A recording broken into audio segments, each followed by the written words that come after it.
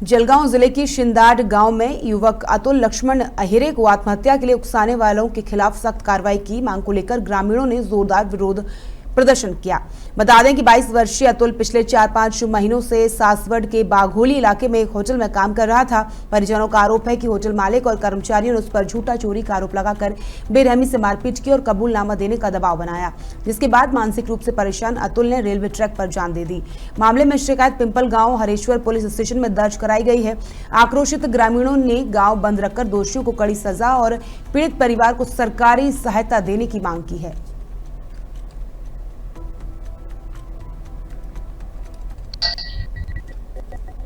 खरं म्हटलं अतिशय दुःखाचा दिवस।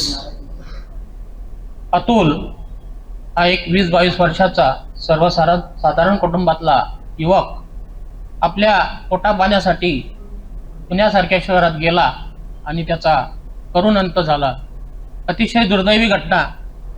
ही घटना आपण सारे गावकरी अनुभवत असताना प्रत्येकाच्या घरात सरांनी सांगितल्याप्रमाणे प्रत्येक कुटुंबातले लोक आज शहरात आहेत आणि या मुलांना ज्या वयात संघर्ष करावा लागतो त्या वयात आत्महत्या करण्याची वेळ यावी इतकी आमच्या शिंदाड गावची पार्श्वभूमी जी आहे ही इतकी आमचा संघर्षाचा वारसा आहे।